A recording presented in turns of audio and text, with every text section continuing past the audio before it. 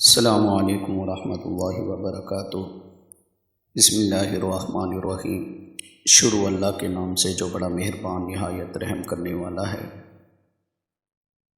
آج پھر میں آپ حضرات کے سامنے اپنی اسٹوری کو آگے بڑھانے کے لیے حاضر ہوا ہوں۔ آج کی میری اسٹوری کا موضوع یعنی ٹاپک یہ ہے کہ یہ پاکیزہ اشیاء، یہ پھل فروٹ، رب تعالیٰ کی طرح طرح کی نعمتیں کیسے زمین پر پہنچی۔ حضرت آدم علیہ السلام اپنے ساتھ جنت سے کون کون سی چیزیں لائے، اور سب سے پہلی ابتدائی اشیاء کون کون سی ہے۔ زمین پر ایجادات میں سے سب سے پہلی ایجاد کون سی ہے۔ زمین پر کھیتی کی ابتدا کہاں سے ہوئی۔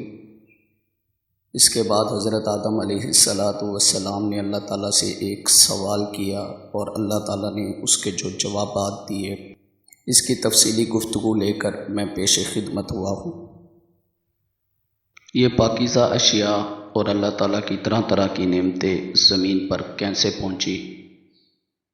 ابن عمر رضی اللہ تعالیٰ عنہ نے فرمایا، آدم علیہ السلام جب زمین کی طرف اترے تھے تو ان کے سر پر جنتی درخت کے پتوں کا تاج تھا، مگر زمین پر آتے آتے وہ خشک ہو گیا اور اس کے پتے گرنے لگے، جس سے مختلف اقسام کی پاکیزہ اشیاء پیدا ہوئی۔ بعض حضرات کہتے ہیں کہ یہ اصل میں اس وجہ سے تھا کہ اللہ تعالیٰ نے اس کے بارے میں قرآن میں فرمایا کہ وہ جنت کے پتے اوپر لپیٹنا شروع ہو گئے۔ بس جب وہ پتے جن سے انہوں نے اپنا جسم لپیٹا ہوا تھا خشک ہو کر گرنے لگے تو اس سے مختلف اقسام کی پاکیزہ اشیاء پیدا ہونے لگی۔ زمین کی ابتدائی اشیاء کون کون سی تھی؟ ابن عباس رضی اللہ تعالیٰ عنہ سے مروی ہے، آدم علیہ السلام جب زمین پر اترے ان کے ساتھ جنت کی ہوا تھی، جس کا تعلق جنت کے درختوں اور وادیوں سے جڑا ہوا تھا۔ بس اس ہوا کی وجہ سے جنت کی خوشبو دنیا میں آتی تھی، لہذا دنیا میں موجود خوشبو جنت کی ہوا کی وجہ سے ہے۔ ایک اور چیز جو آدم علیہ السلام کے ساتھ نازل ہوئی وہ حجر اسود ہے۔ اس وقت حجر اسود برف سے بھی زیادہ سفید تھا۔ ایک اور چیز عصائے موسوی جو حضرت آدم علیہ السلام کے ساتھ نازل ہوا، جو جنت کے درخت ریحان کی لکڑی کا تھا اور اس کی لمبائی 10 ذراع تھی، یعنی موسیٰ علیہ السلام کے قد کے برابر۔ ایک اور چیز درختوں سے نکلنے والا گوند، اس کے بعد لوہے کی سل، ہتھوڑا اور چمٹا نازل ہوا۔ جب آدم علیہ السلام پہاڑ پر اترے تو لوہے کی ایک بڑی شاخ دیکھی جو پہاڑ پر اگی ہوئی تھی، جس کو دیکھ کر فرمایا یہ ہتھوڑا اسی کی جنس سے ہے۔ بس وہ ہتھوڑے کے ساتھ اس شاخ کو توڑنا شروع ہوئے۔ وہ شاخ لوہے کی بوسیدہ اور کمزور ہو چکی تو اس پر آگ روشن کی یہاں تک کہ وہ پگھل گئی۔ اس کے بعد انہوں نے اس سے چھری بنائی جو کہ انسان کی صنعت کاری کا پہلا شاہکار ہے۔ اس چھری کے ساتھ وہ بہت سے کام کیا کرتے تھے۔ پھر ایک تنور بنایا، یہ وہی تنور ہے جو وراثت میں نوح علیہ السلام کو ملا، اور ہند میں جب پانی کا عذاب آیا یہی تنور ابلا تھا۔ آدم علیہ السلام جب زمین پر اترے تو اس وقت ان کا سر آسمان کو چھوتا تھا۔ یہی وجہ ہے کہ آسمان کی رگڑ سے آدم علیہ السلام کی پیشانی کے بال گر گئے، جس کے بعد آدم علیہ السلام کی اولاد بھی ننگی پیشانی کے ساتھ پیدا ہوتی ہے۔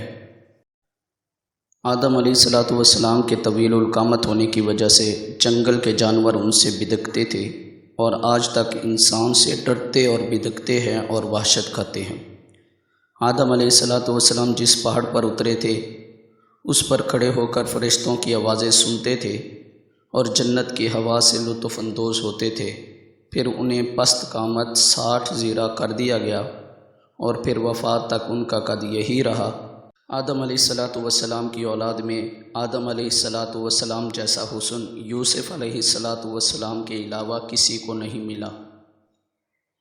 یہ بھی کہا جاتا ہے کہ جب آدم علیہ السلام زمین کی طرف اترے تو اس وقت اللہ تعالیٰ نے 30 قسم کے پھل انہیں توشے کے طور پر دیے تھے، جن میں سے 10 چھلکے والے جیسے اخروٹ، بادام، پستہ، کھجور، انار، کیلا وغیرہ، اور 10 گٹلی والے جیسے آڑو، خوبانی، آلو بخارا، کھجور، بیر وغیرہ، اور 10 ایسے جن کا نہ چھلکا تھا نہ گٹلی تھی جیسے سیب، ناشپتی، انگور، شہتوت، انجیر، لیموں، ککڑی اور خربوزہ وغیرہ۔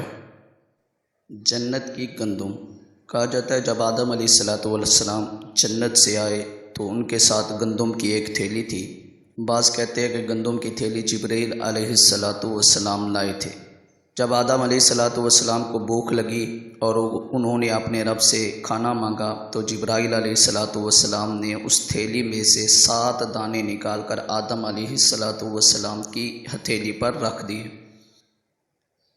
آدم علیہ السلام نے پوچھا کہ یہ کیا ہے؟ جبرائیل علیہ السلام نے جواب دیا، یہ وہی ہے جو آپ کے جنت سے اخراج کا سبب بنی۔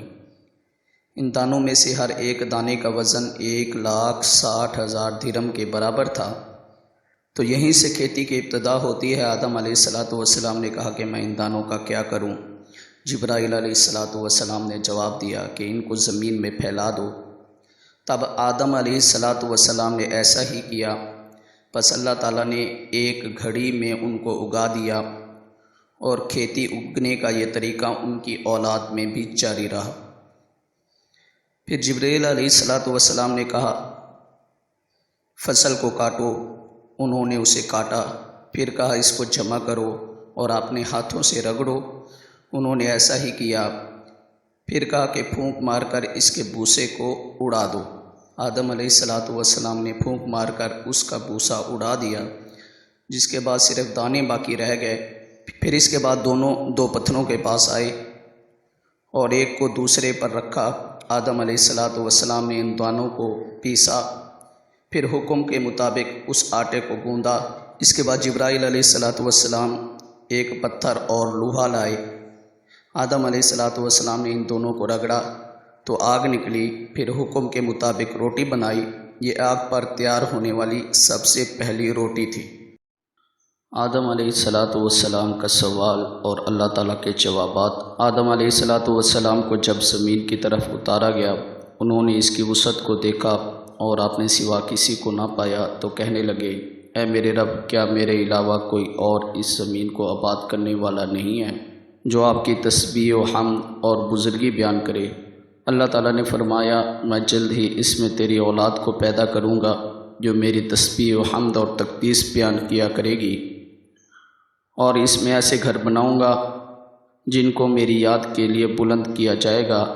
ان گھروں سے میری صفات کی تسبیح پڑھی جائے گی، یعنی مساجد کو بناؤں گا اور میرے نام کا ذکر کیا جائے گا، اور ان گھروں میں سے ایک گھر کو میں بزرگی کے ساتھ خاص کروں گا اور اپنے نام کے ساتھ اس کو فضیلت دوں گا، اور اس کا نام بیت اللہ رکھوں گا، اور اس پر اپنی صفت جمال کا عکس ڈالوں گا۔ پھر میں اس گھر کے ساتھ ہی ہوں گا اور اس گھر کو قابل حرمت اور امن والا بناؤں گا۔ اس کی حرمت کی وجہ سے اس کے ارد گرد اور اس کے نیچے اوپر کی جگہ بھی قابل احترام ہوگی، پر جس شخص نے اس کی حرمت کا خیال رکھا وہ میرے نزدیک قابل احترام ہوگا، اور جس نے اس کی حرمت کا خیال نہ رکھا وہ میرے لیے ناقابل احترام ہوگا۔ میں اسے سب سے پہلا گھر بناؤں گا جو لوگوں کی عبادت کے لیے بنایا گیا ہو، اور یہ گھر شہر مکہ کے درمیان میں ہوگا جو کہ بابرکت شہر ہے، اور اس کی طرف کمزور اونٹوں پر سوار ہو کر دور دراز مقامات سے بکھرے ہوئے بالوں والے خاک میں اٹے ہوئے لوگ آئیں گے، جو لرزتے ہوئے تلبیہ پڑھ رہے ہوں گے، روتے ہوئے اور آنسو بہاتے ہوئے آ رہے ہوں گے، بلند آواز سے تکبیر کہہ رہے ہوں گے۔ بس جو شخص اس گھر کا ارادہ کرے اور مجھ سے ملاقات کے علاوہ اس کا کوئی اور مقصد نہ ہو تو بے یقین وہ میرا ملاقاتی ہے، گویا کہ وہ میری زیارت کو آیا ہے اور میرا مہمان بنا ہے۔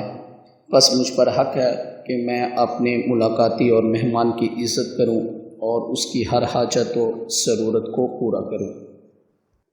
اے آدم، جب تک تم زندہ رہو گے اس وقت تک تم اس کو آباد کرو گے، اس لیے کہ تمہاری اولاد میں سے انبیاء، امتیں اور قومیں ہر زمانے میں اس کو آباد رکھیں گی۔ پس آدم علیہ السلام کو حکم دیا گیا کہ وہ بیت اللہ کی طرف آئیں، جو ان کے لیے زمین پر اتارا گیا، اور اس کا طواف کریں جس طرح انہوں نے فرشتوں کو عرش کے ارد گرد طواف کرتے دیکھا۔ اس وقت بیت اللہ ایک یاقوت یا موتی کی طرح تھا۔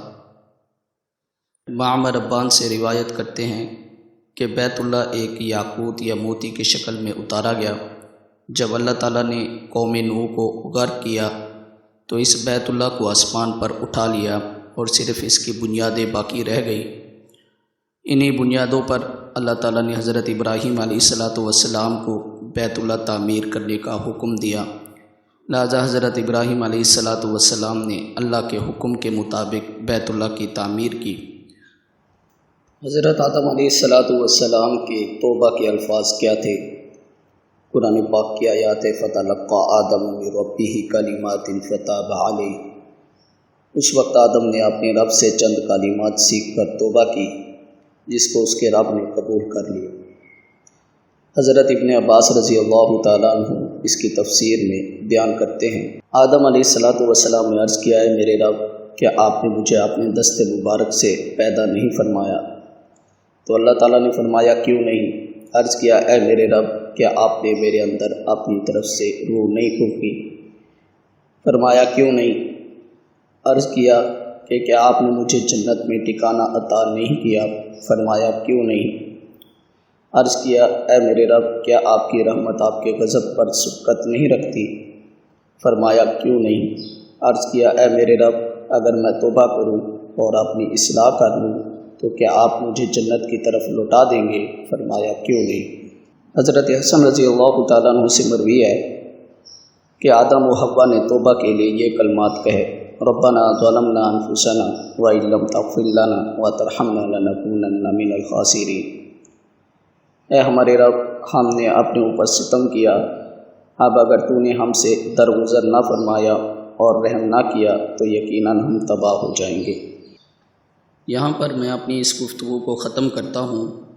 اگلی ویڈیو میں آدم علیہ السلام کے حابیل اور قابیل دو بیٹوں پر تفصیلی گفتگو کروں گا، اور آدم علیہ السلام کے بچوں کے آپس میں نکاح پر تفصیلی گفتگو کروں گا، اور روئے زمین پر سب سے پہلی وفات کس کی ہوئی اس پر تفصیلی گفتگو کروں گا۔ ان موضوعات کو لے کر جلد آپ کی خدمت میں حاضر ہو جاؤں گا انشاءاللہ ثم انشاءاللہ۔ والسلام۔